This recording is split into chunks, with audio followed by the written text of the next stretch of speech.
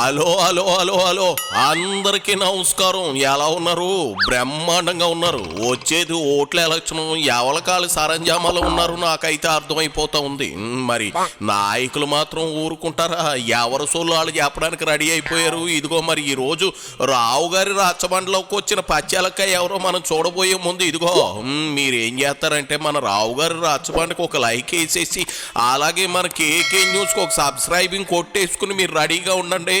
రాచబండలోకి వచ్చిన మరి సెలబ్రిటీ ఎవరో చూద్దాం. ఎవరు బాబు? ఓహో, నిన్నటి మొన్నటి వరకు ఒంటి కన్ను రాక్షసుళ్ళ బిల్డప్లు దొబ్బిన అల్లం ఎల్లుల్లిపాయగాడు ప్రచారంలో మరి పిల్లకాయలు జడుచుకుంటారనో లేదంటే నేనే బ్యాండ్ పీకేసాక నీకెందుకురా డ్రామా అని జగన్ రెడ్డి అన్నాడని పీకేశాడో తెలియదు కానీ పోయిందనుకున్న కన్ను వచ్చేసినట్లుంది.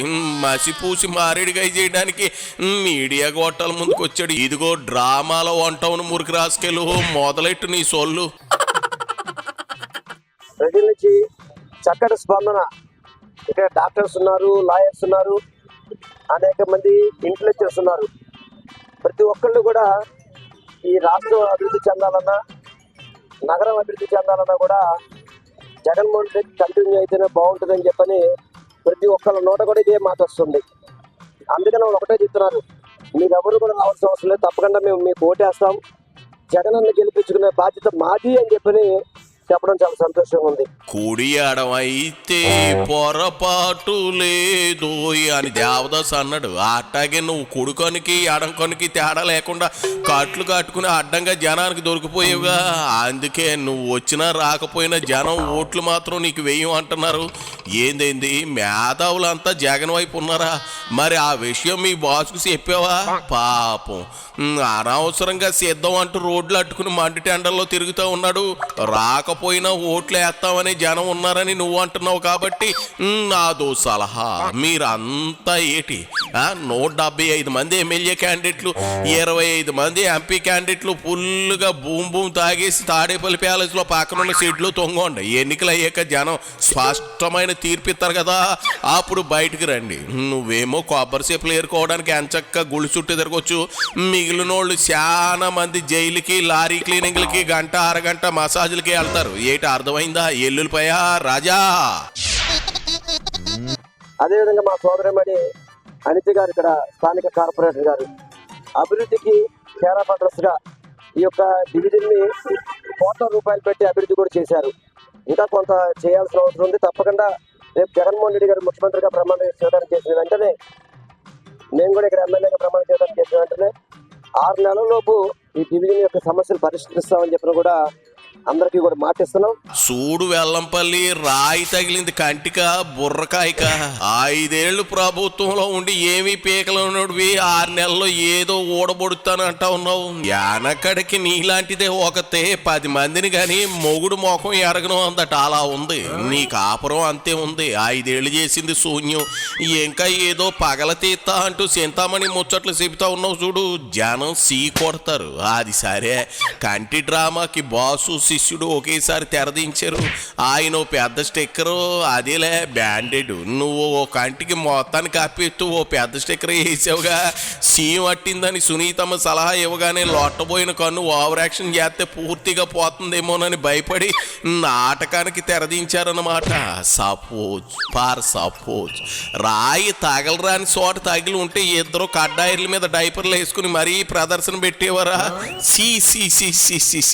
మీరు మీ లో క్లాస్ ఆలోచనలో అదేవిధంగా చంద్రబాబు వ్యవహార శైలి చూస్తే కనుక చాలా హాస్యాస్పదంగా ఉంది. ఆయన ఇచ్చిన మేనిఫెస్టోని ఏదైతే వాళ్ళ కూటమిలో ఉన్న బీజేపీ నాయకులే దాని మీద విమర్శిస్తున్నారు. అంటే అతని మేనిఫెస్టో ఏ విధంగా ఉంది మనం అర్థం చేసుకోవాల్సిన అవసరం ఉంది. ఐవి కృష్ణారావు గారు మారుతారు, అలీమి గారి వాగ్దానాలు చేశారు, అందుకే దానికి మాకు సంబంధం లేదని చెప్పని అటువంటి మేనిఫెస్టో పెట్టుకొని ప్రజల్లోకి వెళ్తారట. సిగ్గుచరం ఉండాలి. నీ కూటమిలో ఉన్న నాయకులని నేను విమర్శిస్తున్నాను. మేనిఫెస్టో చూసి నవ్వుకుంటారు జనాలు కూడా. ఎందుకంటే జగనన్న మేనిఫెస్టో అంటే ప్రజలకు ఒక నమ్మకం, ఒక భద్రత, ఒక భరోసా ఉంది. చూడు ఎర్రి అంగళ పెళ్ళుల్లి మేనిఫెస్టో స్పెల్లింగ్ చెప్పగలవా? లేదు కదా. మరి నీకెందుకయ్యా దాని గురించి? జనానికి ఎవరివి నాటకాలో ఎవరివి నిజాలో ఇప్పటికే పూర్తిగా తెలిసిపోయింది. 17,000 ఇస్తానని అమ్మఒడి పథకం పెట్టి 2,000 కత్తిరించి 13,000 ఇచ్చి ఇప్పుడు 17,000 ఇస్తానంటూ దొంగ మాటలు చెబితే జనం నమ్ముద్దా? అయినా ఎంతమంది పిల్లలు ఉంటే అంతమందికి అమ్మఒడి ఇస్తామని చెప్పి అప్పట్లో మీ బాసు వైఫ్ అదేనయ్యా భారతమ్మ చెప్పింది కదా. మరి మీ మేనిఫెస్టోలో ఊసేలేదేంటి చెప్పమా? మాట తప్పి మడమ తిప్పేసాడా? మరిన్ని దూదు బత్తాలు వంటికి చుట్టుకున్నా ఈసారి డ్రామాలకు ఓట్లు రాలవుగాక రాలవు. ఎప్పుడు ఒకే స్టైల్ అయితే ఎలా? అప్పుడు కోడి కత్తి, ఇప్పుడు గోలకరాయి, రేపు చెంబు తపేళ ఎగరేసి కొట్టారంటారా? నువ్వు మెల్ల కనుక ఎక్కువ గుడ్డి కనుక తక్కువ అంటున్నావు. పేదవాడి ఎండలకి ముఖం తారు డబ్బాలో తయారైంది కానీ ఈ ముఖం చూస్తుంటే కడుపులో వికారంగా ఉంది. శివరాఖరిగా ఏం చెప్తావు చెప్పాడు. అది సరే, మీ మేనిఫెస్టోలో ఎలా ఉందో ఓ పాలు నిజంగా చెప్పు, లేదంటే నీ కన్ను నిజంగా పోతుంది. అబద్ధం చెప్పుకో. మేనిఫెస్టో అంటే చెత్త పుట్టలో పడేసి చెత్త పేపర్ కింద లెక్కేస్తున్నారు. ఏదేమైనా కానీ ఈ రాష్ట్రానికి మంచి జరగాలన్నా, మేలు జరగాలన్నా అది కేవలం ఏదేది మేనిఫెస్టో గురించి ఏదో అన్నావు, ఓ పాలు మళ్ళీ చెప్పబోయా అల్లం ఎల్లుల్లిపై. అదే మీ వైసీపీ మేనిఫెస్టోని జనం ఏ రకంగా చూస్తున్నారు? మేనిఫెస్టో అంటే చెత్త పుట్టలో పడేసి చెత్త పేపర్ కింద లెక్కేస్తున్నారు. మేనిఫెస్టో అంటే చెత్త పుట్టలో పడేసి చెత్త పేపర్ కింద లెక్కేస్తున్నారు. మేనిఫెస్టో అంటే చెత్త పుట్టలో పడేసి చెత్త పేపర్ కింద లెక్కేస్తున్నారు. అబ్బో సూపరు. నీ జీవితంలో ఒకే ఒక్క నిజం ఇప్పుడు చెప్పావు. రాష్ట్ర ప్రజలకు మంచి జరగాలంటే అది కేవలం టీడీపీ వల్లే సాధ్యం అంటావు, అంతేనా? నాకు అర్థమైంది. మరి శాతబొట్టులో వేసి అంత చండాలంగా మీ మేనిఫెస్టో ఉందా? అరే జగన్కి మాట చెప్తే నీ 2 కళ్ళు పీకేసి ఓ లారీడు దూదుకు ఉకేయగలడు. జాగ్రత్త, నీ పాతను నీ ఓటమి నీ కళ్ళలో స్పష్టంగా కనిపిస్తా ఉందిలే అల్లం ఎల్లుల్లిపల్లి. ఇక బయలుదేరు. జనం చీపుర్లు చెప్పులు విసరక ముందు ఇంటికి తొంగో ఎలవయ్యా ఇల్లు అయిపోయి